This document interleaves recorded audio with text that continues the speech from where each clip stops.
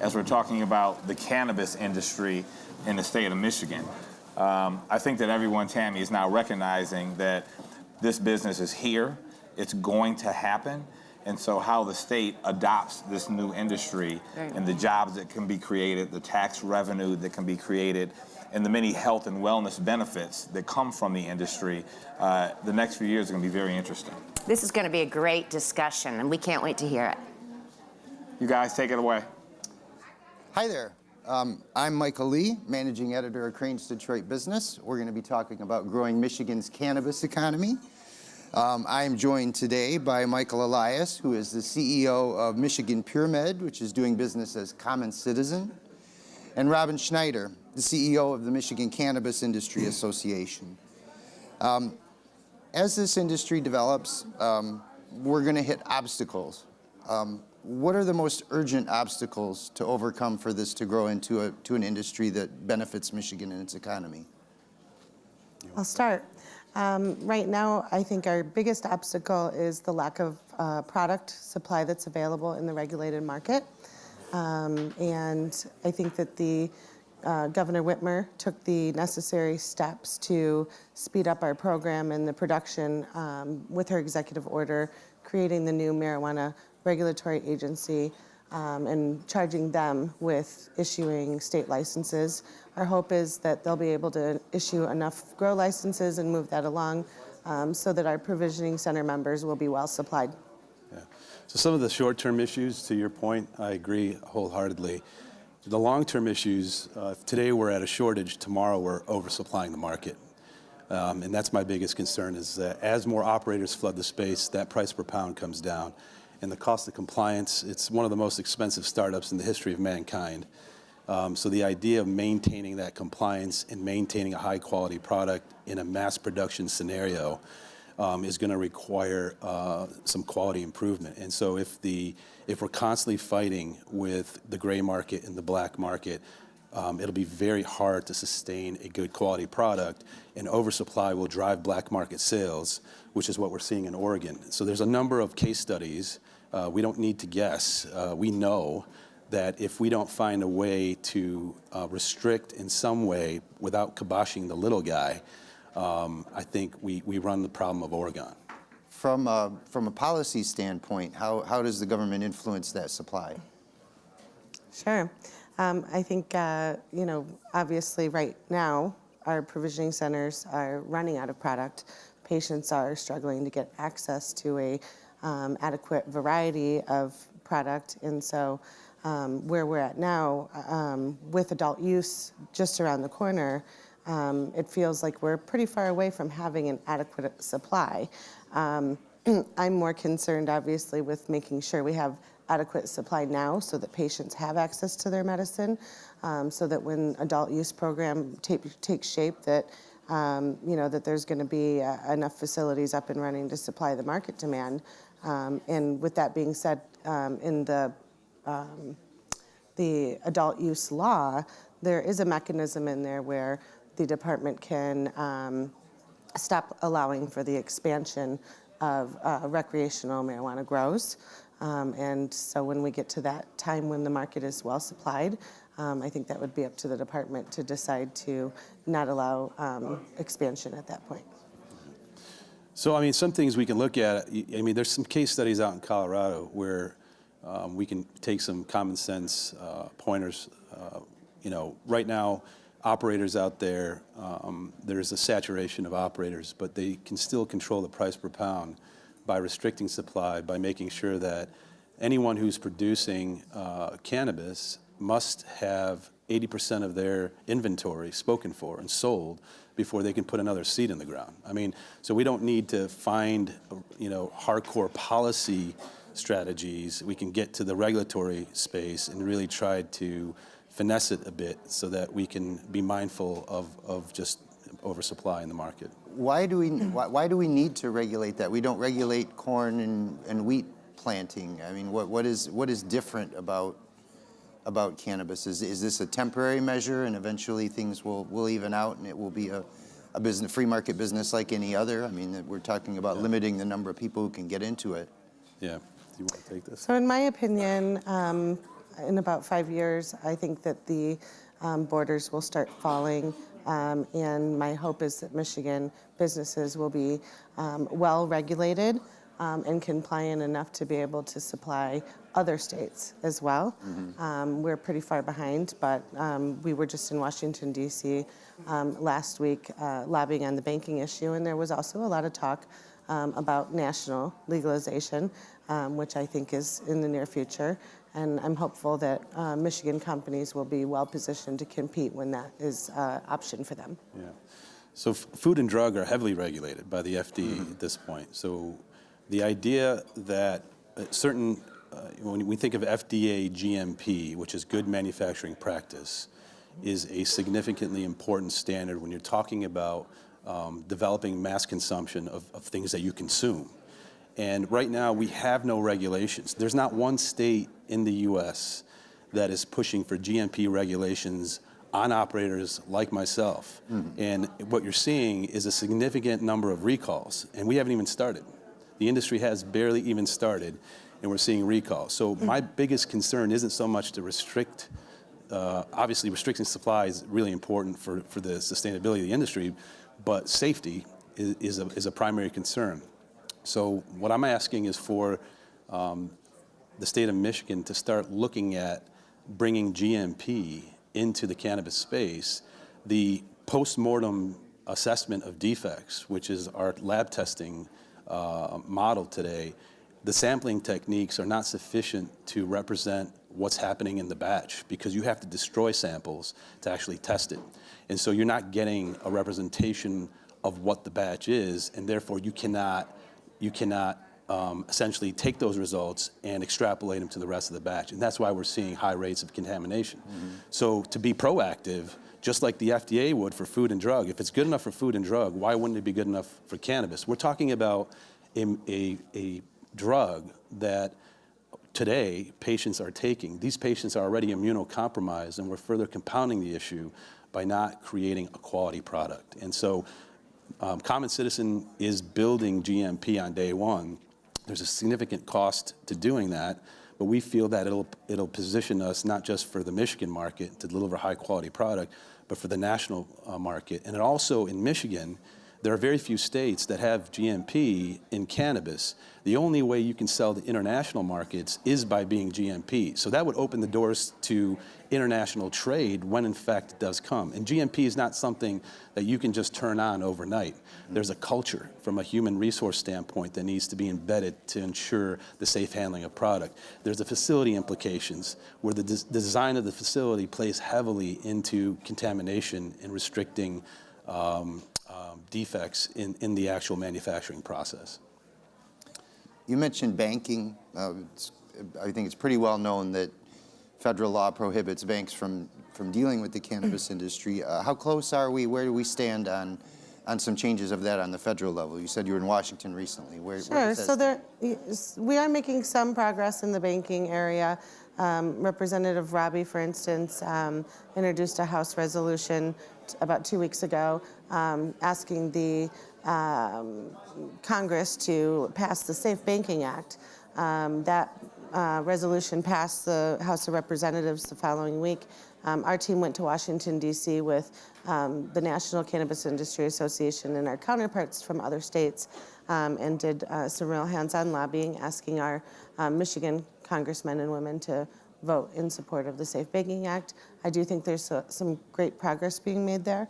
With that being said, there are federal guidelines for banking in the cannabis space.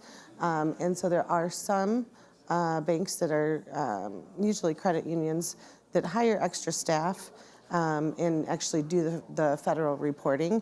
It is a very high cost to our members to do that. And, really at the end of the day, our cannabis businesses are highly regulated, legal, compliant businesses. What they go through just to get a license demonstrates how responsible they are. To force those business owners to operate in the second largest market in the country, projected to be $1 billion industry in the state alone, to be operating in all cash is not fair to them. It's not fair to their employees, and it puts people at risk for their safety. So we're absolutely concerned about people having to pay their assessment fees, taxes in all cash, payroll in cash, and we want to see that tightened up and our members afforded the safety of banking like any other business is allowed. I've talked to folks who run dispensaries, provisioning centers, and that's the main thing they want people to know is, no, I don't have $1 million in cash, behind my front door. Yeah. Well, It's a big concern for them. I wonder if you could talk a little bit. We've legalized adult use, recreational marijuana, whatever you want to call it. How is that affecting and going to affect the existing medical market? Are they going to continue to operate as two separate things? How is that going to cross over? So from a clinical standpoint, I mean, I'm a healthcare guy, 22 years running in the healthcare space, and recently, before I got into cannabis, I ran a 450-bed quaternary facility.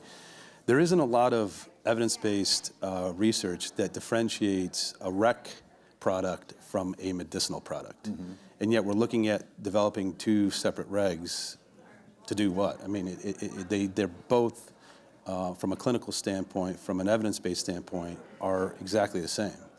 And so I think it's a problem from a process standpoint to have two separate protocols and regulations for each one of these, and it just doesn't make any sense. But what we're seeing is a significant redeployment of revenue by some of the bigger operators into R&D, the bottomless pit of R&D, and we're starting to see some clinical effects tied to certain strains, but we're in our infancy in terms of really understanding that. that's right.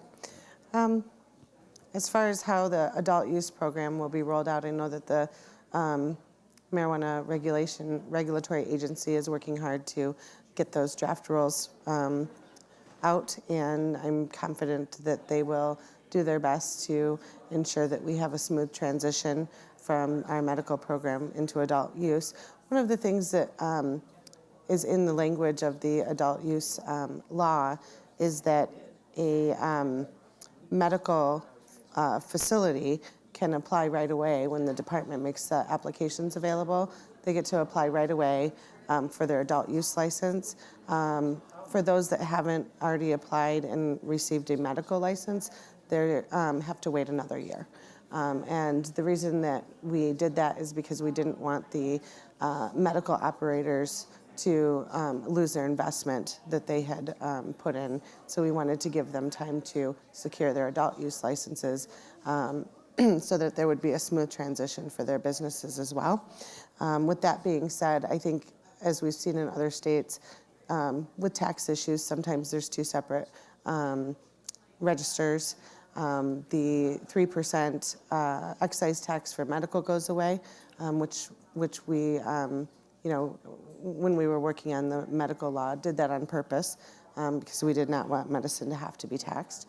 And then the adult use is the 10% excise tax plus our 6% sales tax. And so the taxes will be a little bit higher for adult use. So there's software programs that can handle that or separate registers. As far as the regulations on seed to sale, I think that they'll be very similar to the medical program. There's no need to really reinvent the wheel. So I'm expecting that when those regulations come out, that they'll be very similar to what we already have in place. What are the, over the next 5 years, what are the major mileposts that people should be looking for as this market develops? What are we going to see? We should see an acceleration of the normalization of cannabis. And what we're seeing with new revenue streams and new products like cosmeceuticals, nutraceuticals, pet wellness. I mean, we're talking about... What does it do for your pet? There's a lot. It does the same thing it does for humans. When you talk about CBD or CBGN or THCV, compounds that people aren't even talking about, there's THC and CBDs. Everyone, that's all everyone talks about. There's a lot of anti-inflammatory evidence of other compounds. So for your dog's arthritis. Absolutely. Okay, yeah, got it. you got I'll you bear that got in you mind. got medicinal. I'll give an example. I've been doing some running on the island. It's a beautiful place to run. I brought a topical salve to use on my ankles when I'm done running because they swell. Completely legal. Doesn't cause any kind of impairment, but certainly has a medicinal benefit to help me with when I'm, working Yeah. on my health. And another, looking ahead, you start to see more acceptance of the products, but you also start to see more sophisticated operators improving their operations in the way that we haven't seen in decades. And because of the competition, the regulatory environment, you're going to start to see a higher quality product. Yes.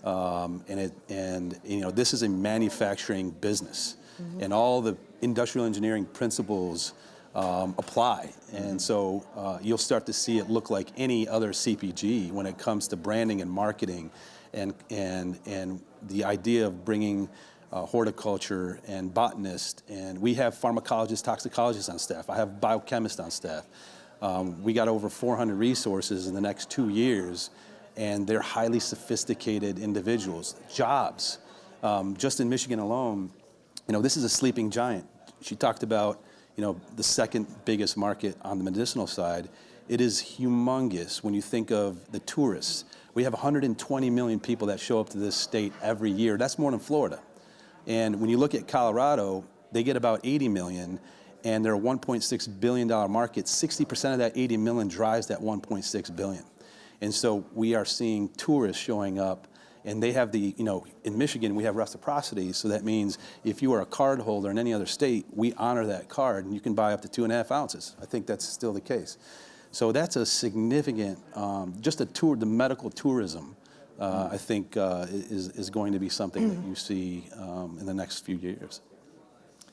And I can keep going. And when you talked about the normalization, I agree. Just our time here on the island, our association came up. We had a reception, here on the island. A lot of public officials came, their staffers, our members came up. We had a great time. Did you have product? No. I mean, I noticed there's alcohol everywhere. There's an ordinance on this island. Oh, You really? cannot have product. Really? Yes. Interesting. Yes. We didn't pass out any product yet this year. Perhaps we'll be able to put some bling into the gift bags They that roll out everyone the gives drink out carts. one of these Right. Yeah. Right. days. Unmedicated bling. But absolutely. But it is becoming mainstream, and everybody's very comfortable with the topic. Compared to 10 years ago when we first started working on this issue, our public officials just weren't even ready to have the conversation. Yeah. Today, they're comfortable with it. They don't all support it, but they're not so afraid to talk about it anymore. How long do you think it will take before that normalization really internalizes for people? I have a 19-year-old son who was looking for a job this summer. Yeah. And at one point he said, well, maybe I could get a job in the weed business. And I said, well, I don't know how I feel about that. Yeah. I'd say lightning so, speed. Lightning yeah. speed. The conversations we're having, a topical. It's very benign, Yeah. but yet improves your situation immediately. The product kind of sells itself. You get into the nutraceuticals, wellness space. It's a very easy conversation.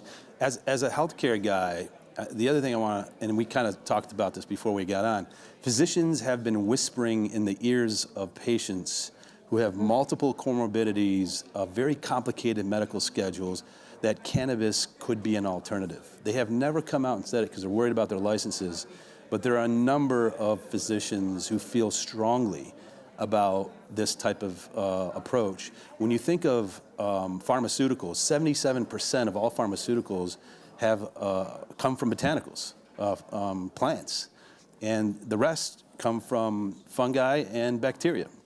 So the thought that the plant is not an alternative, it just doesn't make any sense. We've got about 1 minute left, so real quick, what if you had to lay odds, what do you think are the odds we'll see national legalization in the next 5 years? I'll let you go first. Absolutely going to happen. Really? And with that being said, I would just want to thank the Detroit Regional Chamber of Commerce for allowing us to be members and for being so welcoming and supportive of us as the industry is growing. I think it's so important that we need help from groups like the Chamber to provide us with tips and resources as we build a new industry. So I'm so grateful to be here. Yeah, I think that's a decent estimate. I'll buy that. 5 years feels right, but look, the genie's out of the bottle. It's not coming back in. Seems to me that once you have more than half the states, Yeah, 44. which right we already have, Yeah. most of them it's legal somewhere. Yeah. Should just be a no-brainer. Yeah. Okay, well, we're out of time. This has been Michael Elias and Robin Schneider. I'm Michael Lee, Managing Editor of Crane's Detroit Business, and thank you very much.